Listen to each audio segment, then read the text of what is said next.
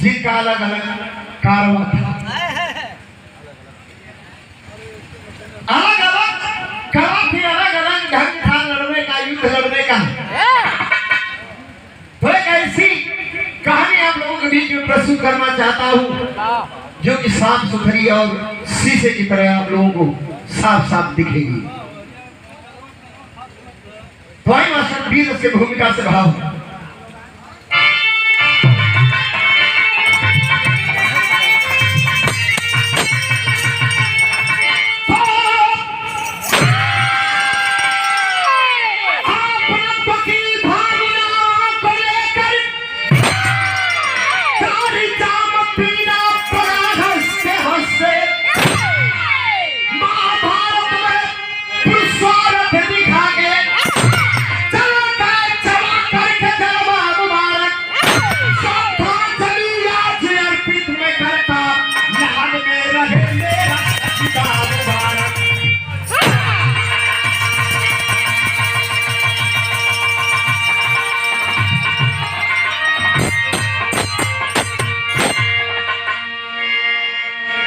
ये भी रहा कि हमारे जन्म से पहले हमारे बाबूजी गाँव थे आए अपने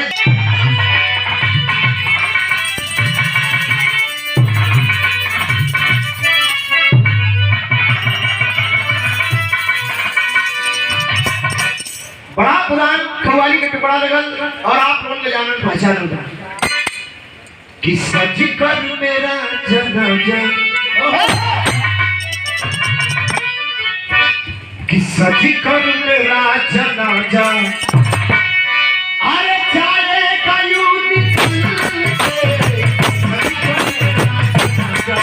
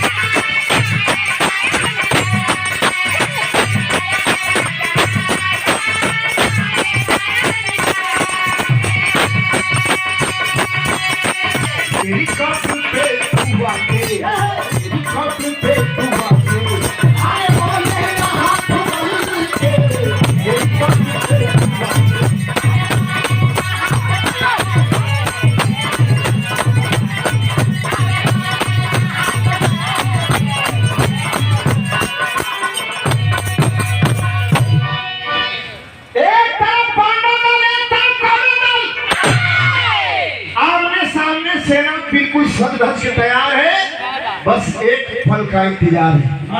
कौन सा फल? बस शंखनाद कान में गूंजे और युद्ध प्रारंभ। शंखनाद की आवाज कान में आए और युद्ध प्रारंभ। से पांडव दल कौरव दल दोनों आमने सामने अभ्यास प्रारंभ है, शुरुआत है। कौरव दल में लोग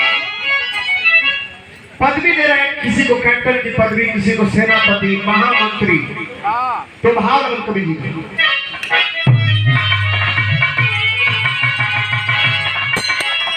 कि कुरुक्षेत्र का ये खेमा, कि कुरुक्षेत्र का ये खेमा, अरे भर जाएगा ये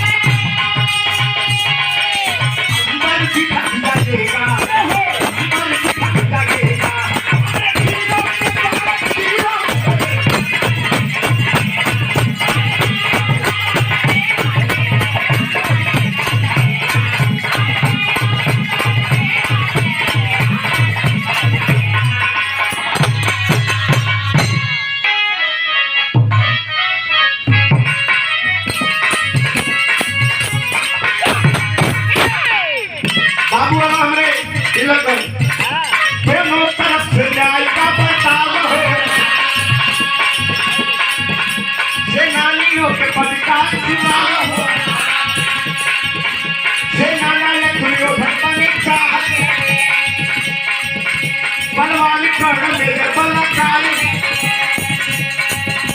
कतर की परी सोई कृपा कारी है कतर की परी सोई कृपा कारी है कतर की परी सोई कृपा कारी है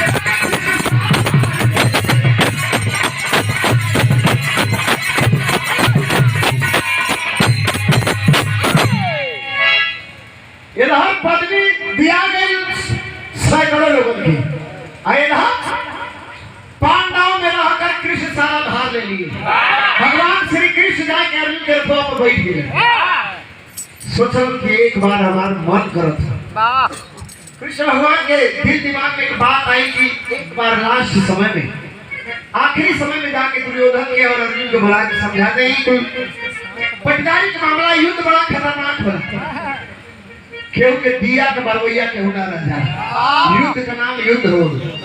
एक बार चल के दुर्योधन के अर्जुन को समझाने की लड़ाई बड़ा खराब होला केहू का मान उजड़ जाला केहू का पूरा खानदान खत्म हो जाए लड़ाई सब चीज मान जब समझ जाए लड़ाई बड़ा विकराल रूप पकड़ ले ही कृष्ण भगवान कलर रथ से और जाके समझाओ तो एक तरफ से खींच के लगी अर्जुन के और एक तरफ दुर्योधन के एक लाइन चार पुतली के गीत लगा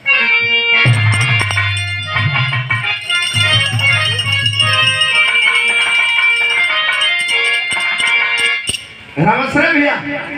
बड़ा रहा के उस समय कोई गीत चला हमारे बाबू जी के जमाने में अरे काफिर से हजरती काफिर से हजरती का लेकिन बाबूजी अपने के बदल के गाए अरे मोहब्बत के मारे अरे मोहब्बत के मारे शिकारी बने हो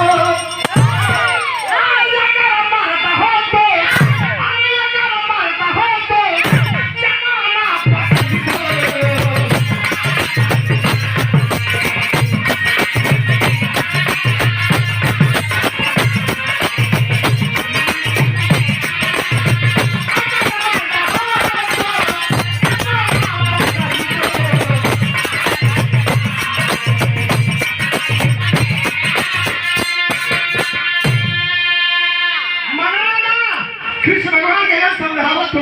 दुर्योधन के और अर्जुन के अरे समझाव कृष्ण दोनों तलवार जाई अरे समझाव कृष्ण दोनों तलवार जाई अरे चल भली कहानी होई वही चबल लड़ाई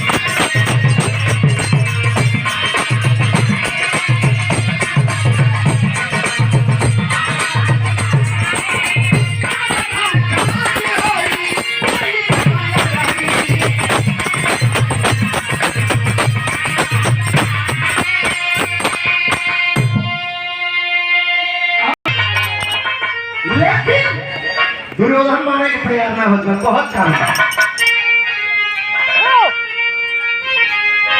अरे पतिया के माने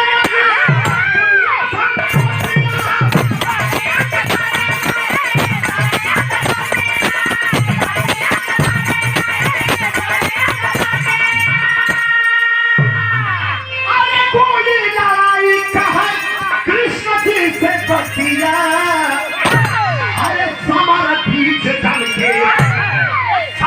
पीछे जम के होई लड़ाई तब होई चकरा में के फरी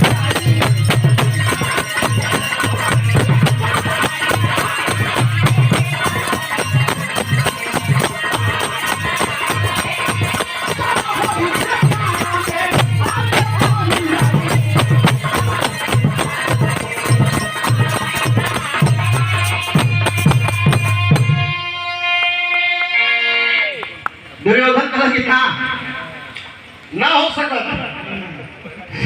हरदम तो पांडवन का पक्षधर और बोले कि पांडवन की तरफ से लड़ा आज तो सजेशन लड़ाई का मन के भूमिका मत बतावा। अबे आई गए भैया मैदान में से वापस कायर लोग के लगल पाप पढ़ाओ कृष्ण भगवान करे कि मान जो ना मनवा के करे कि कहां लड़ाई जाके बैठ के तब तक एक छोटा सा लड़का ऊपर रे को बे बे नहीं हां इनान का तू रे छोटा सा लड़का मात्र तरकस में 3 बार लेके हां 3 बार ले ले और जाए के बीच में घुमरी पार उठा कर